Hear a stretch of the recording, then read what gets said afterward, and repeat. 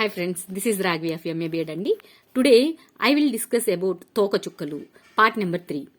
Lesson number 6, lesson number 6th class lesson number 1 తోకచుక్కలు part number 3. తోకచుక్క అంటే తలా తోకతో కనిపించే ఖగోళ వస్తువు. ఇది కూడా one of the celestial body కదండి తోకచుక్కలు. ఓకే, తోకచుక్క యొక్క తల మంచుతో కలిసి ఉండే ఘనకణాలను కలిగి ఉంటుంది. మంచుతో కలిసి ఉండే ఘన కణాలను కలిగి ఉంటుంది. మరియు తోక వాయువులతో తయారవుతుంది. అంటే అక్కడేమో తలంతానేమో మంచుగడ్డగా ఉంటే తోకేమో వాయువులతో కలిసి ఉంటుంది అంటున్నాడు. హేలీ తోకచుక్క ప్రతి 76 సంవత్సరాలకు ఒకసారి భూమికి దగ్గరగా వస్తుంది. చివరిగా 1986 సంవత్సరంలో కనిపించింది. 1986 సంవత్సరంలో హేలీ తోకచుక్క కనిపించింది. మరలా ఎప్పుడు కనిపిస్తుందట? ఇది 2061 సంవత్సరంలో మళ్లీ కనిపిస్తుంది హేలీ తోకచుక్క. తోకచుక్కలు అనగానే హేలీ తోకచుక్క మనకు గుర్తొస్తుంది. ఇది చూడండి, దాని పిక్చర్, హేలీ తోకచుక్క పిక్చర్ ఇక్కడ ఇచ్చాడు. ఓకే అండి, తోకచుక్కల విషయాల గురించి మాట్లాడుకుంటే అది డిస్కషన్. ఓకే, ఏ బిట్ వచ్చే ఛాన్సెస్ ఎక్కడున్నాయి చూడండి. ఇక్కడ 76 సంవత్సరాలకు ఒకసారి తోకచుక్క కనిపిస్తుందని, తోకచుక్క కూడా ఒక ఖగోళ వస్తువు అని, అది వాయువులతోనూ మంచుతోనూ నిండి ఉంటుందని, మళ్లీ 2061లో మళ్లీ తోకచుక్క కనపడుతుందని దాని డిస్కషన్. ఓకే అండి, ఇప్పుడు గ్యాలాక్సీ పాలపుంత. ఓకే, నిర్మలమైన ఆకాశంలో రాత్రి సమయంలో తెల్లగా ప్రకాశించే మార్గాన్ని మనం చూడవచ్చు. ఇది కొన్ని కోట్ల నక్షత్రాల సమూహము. గ్యాలాక్సీ అనేది అనేక నక్షత్రాలతో కూడిన పెద్ద సమూహము. గ్యాలాక్సీలో 1-2 నక్షత్రాలు ఉంటాయా? అనేక నక్షత్రాల పెద్ద సమూహమా? పెద్ద సమూహము.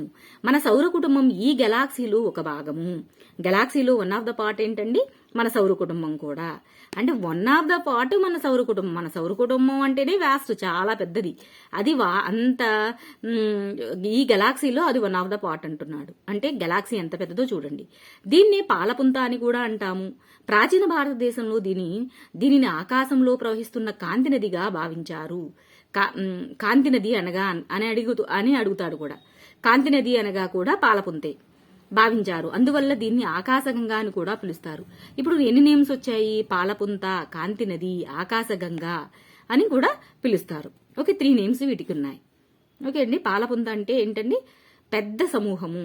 సౌర కుటుంబం ఈ గెలాక్సీలో ఒకటి భాగమే సౌర కుటుంబం అంటున్నాడు. ఓకే, ఇప్పుడు విశ్వం, అనంతమైన విశ్వం గురించి మాట్లాడుకుందాం. విశ్వానికి చాలా చాలా కృతజ్ఞతలు. విశ్వం అనేది కొన్ని కోట్లాది గెలాక్సీల సమూహము. విశ్వం అనేది కొన్ని కోట్లాది గెలాక్సీల సమూహము. గెలాక్సీ అనేది ఒకటి లేదు, కొన్ని కోట్లాది గెలాక్సీలు ఉన్నాయి. సౌర కుటుంబం అంటే చాలా పెద్దది. ఆ సౌర కుటుంబంలో వన్ ఆఫ్ ద పార్ట్ గెలాక్సీలో వన్ ఆఫ్ ద పార్ట్ సౌర కుటుంబం. అటువంటి గెలాక్సీలు ఇంకా చాలా ఉన్నాయి అంటున్నాడు. అంటే చూడండి, అంత పెద్దది విశ్వం. విశ్వం ఎంత పెద్దదో ఊహించడం కష్టం. దాని గురించి మరింత తెలుసుకోవడానికి శాస్త్రవేత్తలు ఇంకా ప్రయత్నిస్తున్నారు. దీని పరిమాణం గురించి మనకు ఖచ్చితంగా తెలియదు. దీని పరిమాణం ఎంత ఉంటుందో దాని గురించి ఖచ్చితంగా తెలుసా తెలియదా? ఖచ్చితంగా తెలుసు. యాక్యురేటెడా ఇన్యాక్యురేటెడా అంటే ఇన్యాక్యురేటెడ్. కానీ మనమందరం ఈ విశ్వానికి చెందని వారని మనకు తెలుసు. మనమందరం కూడా విశ్వానికి చెందిన వారమా చెందిన వారము అని మనకు తెలుసు. ఆలోచించండి, స్పందించండి. ఓకే, ఇప్పుడు మీరు విశ్వంతో మీకు గల సంబంధాన్ని గ్రహించారా? మీరు భూమిపై ఉన్నారు. ఈ భూమి సౌర కుటుంబంలో ఒక భాగము. సౌర కుటుంబం విశ్వంలో భాగమైన పాలపుంత గెలాక్సీలో ఒక భాగము.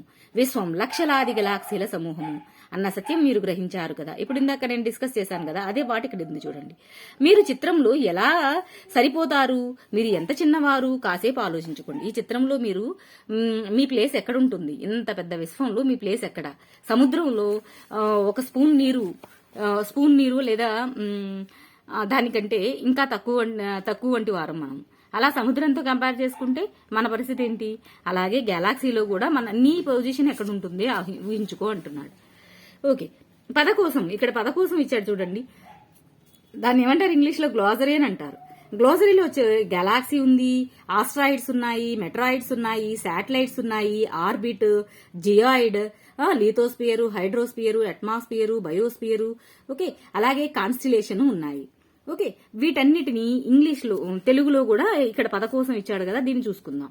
గెలాక్సీ. గెలాక్సీ అంటే కొన్ని కోట్లాది నక్షత్రాల సమూహమే గెలాక్సీ. గెలాక్సీ అంటే ఏంటండి? కొన్ని కోట్లాది నక్షత్రాల సమూహము. ఓకే, సూర్యుడు ఇప్పుడు ఏంటి మనకి? నక్షత్రం.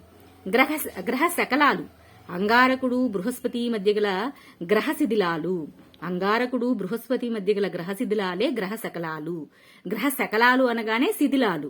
అంటే శిథిలాలంటే ఏంటి? ఏదైనా పడిపోయినవి, పాడైపోయిన వాటిని శిథిలాలు అంటారు కదా, అలా అన్నమాట. గ్రహ శకలాల్లో అంగారకుడు బృహస్పతి వస్తాయి. అలాగే ఉల్కలు చూడండి. ఉల్కలు అనగానే దీనికి మీనింగ్ చూసుకోండి. సూర్యుని చుట్టూ తిరిగే చిన్న చిన్న రాళ్లే ఉల్కలు. గ్రహ శకలాలు, శిథిలాలైతే గ్రహ శకలాలు, రాళ్లు చిన్న చిన్న రాళ్లైతే ఉల్కలు అంటున్నాడు.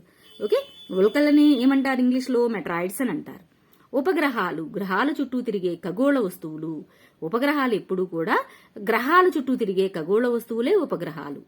కక్ష, సూర్యుని చుట్టూ గ్రహాలు తిరిగే మార్గం. కక్ష అంటే ఏంటండి? కక్ష అంటే orbit, the path which the planets move around the sun. The path which the planets move around the sun. సూర్యుని చుట్టూ తిరిగేవి, సూర్యుని చుట్టూ తిరిగే కక్షా మార్గమే కక్షా మార్గమే. గ్రహాలు తిరిగే సూర్య మార్గమే, సూర్యుని చుట్టూ గ్రహాలు తిరిగే మార్గమే కక్ష అంటున్నాడు. జియాయిడ్, భూమి వంటి ఆకారం, earth like shape. Okay, next శిలావరణం. రాళ్లు నేలలతో కూడిన భూమి యొక్క ఘన బాహ్య రూపము. శిల అంటే ఏంటండి? రాళ్లే కదా, అది గుర్తుపెట్టుకోండి. జల అంటే వాటర్, వాతావరణం అంటే వాయువు. ఓకే, వాతావరణంలో వాయువులు ఉంటాయి, జలావరణంలో వాటర్ ఉంటుంది, శిలావరణంలో రాళ్లుంటాయి, జీవావరణంలో ఏముంటుంది? జీవం ఉంటుంది. అలా భూమి వంటి జియోయిడ్ అనేది భూమి వంటి ఆకారమని. ఓకే, శిలావరణం రాళ్లు నేలతో కూడిన భూమి యొక్క ఘనబాహ్య పొరని. జలావరణం అంటే భూమిపై గల జల భాగాలని. వాతావరణం అంటే వాయువుల పొర అని. జీవావరణం అంటే భూమిపై గల మొక్కలు, జంతువులు, ఇతర జీవరాశి అంతా కూడా జీవావరణం అవుతుంది. నక్షత్ర రాశులు, నక్షత్రాల నమూనాలు. నక్షత్ర రాశులు అంటే నక్షత్రాల యొక్క నమూనాలే నక్షత్ర రాశులు. నక్షత్ర రాశుల్లో మనం ఏమేమి డిస్కస్ చేసుకున్నాం? అక్కడ ఉర్సా మేజర్, బిగ్ బేరు చేసుకున్నాం. బిగ్ బేర్ గురించి మాట్లాడుకున్నాం కదండి, అవే నక్షత్ర రాశులు. ఓకే, జీవావరణము, శిలావరణము, వాతావరణం పిక్చర్ చూసారా? ఇక్కడ పిక్చర్ చూసుకోండి. ఆ పిక్చర్ అయితే క్లియర్గా తెలుస్తుంది.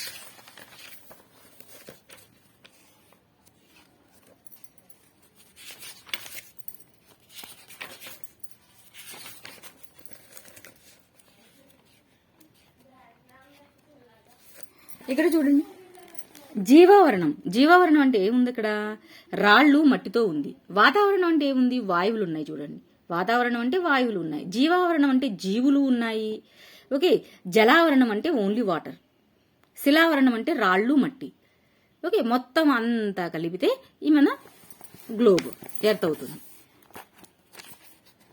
ఓకే అండి, అలా ఈ లెసన్ అంతా ఇంత ఇంపార్టెంట్ టాపిక్స్ తోటి ఉంది లెసన్.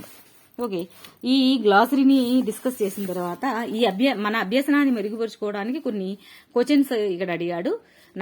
నక్షత్రం కంటే గ్రహం ఏ విధంగా భిన్నమైనది, ఇవన్నీ కూడా ఒకసారి మనం డీప్గా వీటిని కూడా ఒకసారి చూసుకుంటే బెటరు. ఓకే అండి, ఎందుకంటే డిఎస్ఏ పర్స్పెక్టివ్లో ఇవన్నీ ఇంపార్టెంట్ కదా. ఇక్కడ ప్రాజెక్ట్ వర్క్ ఇచ్చాడు. ఓకే, అలాగే బ్లాంక్స్ ఇచ్చాడు. సూర్యుడు విపరీతమైన వేడిని విడుదల చేసినప్పటికీ పరిమిత వేడిని మాత్రమే మన భూమి మనకి ఎందుకు చేరుతుంది? భూమి నుంచి మనకి ఎందుకు చేరుతుంది? సూర్యుడు నుంచి వెలువడేటటువంటి ఆ వేడి మనం తట్టుకోలేనిది, తాళరానిది అంటారు. అయితే మనకి సరిపడా మాత్రమే ఎలా ఫిల్టరైజేషన్ చేయబడుతుంది చూడండి. సూర్యుడు భూమికి చాలా దూరంగా ఉన్నాడు. భూమితో పోలిస్తే సూర్యుడు చాలా చిన్నది. సూర్యుడు భూమికి చాలా దగ్గరగా ఉన్నాడు. ఆప్షన్ ఏంటంటున్నాడు? సూర్యుడు భూమికి చాలా దూరంగా ఉన్నాడు కాబట్టి తక్కువగా చేరుతుంది, దగ్గరగా ఉండడం కాదు. సూర్యుడు భూమికి చాలా దూరంగా ఉన్నాడు కాబట్టి వేడి యొక్క అది లెవెల్ అనేది తగ్గిపోతుంది మనకి. భూమికి కవల గ్రహం అని పిలువబడే గ్రహం ఏది? భూమికి కవల గ్రహం లేదా ఎర్త్ ట్విన్ అని దేన్ని పిలుస్తారు అంటున్నాడు. దేన్ని పిలుస్తారు? ఇక్కడ శుక్రుడిని పిలుస్తాడు. భూమికి కవల గ్రహం శుక్రుడు. సూర్యుడికి 3వ సమీప గ్రహం ఏది? సూర్యుడికి 3వ సమీప గ్రహం భూమి. సూర్యుడికి 3వ సమీప గ్రహం భూమి. పరిణామంలో చూసుకుంటే అది 5వ గ్రహం అని మాట్లాడుకున్నాం కదా లెసన్లో, అదండి గ్రహాలు. అన్ని గ్రహాలు సూర్యుని చుట్టూ ఇటువంటి కక్షలో తిరుగుతాయి. ఎటువంటి కక్షలో తిరుగుతాయి? పొడిగింపబడిన వృత్తాకార కక్షలో తిరుగుతాయి. అన్ని గ్రహాలు కూడా పొడిగింపబడిన వృత్తాకార కక్షలో తిరుగుతాయి. గ్రహ శకలాలు ఈ గ్రహాల కక్షల మధ్య కనిపిస్తాయి. ఈ గ్రహ శకలాలనేవి ఏ గ్రహాల కక్షల మధ్య కనిపిస్తాయి? అంగారకుడు, బృహస్పతి. అంటే నేను మీకు పిక్చర్ చూపించి ఎక్స్ప్లెయిన్ చేశాను కదండి. అంగారకుడుకు బృహస్పతికి మధ్యలో ఉన్నటువంటి కక్షలోని ఈ గ్రహ శకలాలు, అలాగే ఆస్ట్రాయిడ్స్ కాకుండా ఇంకొకటి ఏంటంటే శిథిలాలు, గ్రహ శకలాలు శిథిలాలు తిరుగుతూ ఉంటాయని చెప్పాను కదా, అంగారకుడికి బృహస్పతికి మధ్యలో. ఓకే. నీలిగ్రహం ఏంటండి? భూమి. సూర్యుడికి దూరంగా ఉన్న గ్రహం ఏంటండి? వరుణుడు. సూర్యుడికి దూరంగా ఉన్న గ్రహం వరుణుడు. సూర్యుడి నుంచి 4వ గ్రహం ఎవరు? సూర్యుడి నుంచి 4వ గ్రహం అంగారకుడు. సూర్యుడి నుంచి 3వ గ్రహం భూమి. సూర్యునికి దగ్గరగా ఉన్న గ్రహం బుధుడు. సూర్యుడికి దగ్గరగా ఉన్న గ్రహం బుధుడు. సూర్యుడి నుంచి 4వ గ్రహం అంగారకుడు. సూర్యుడికి దూరంగా ఉన్న గ్రహం వరుణుడు. నీలి గ్రహం భూమి. ఓకే అండి. Thank you very much.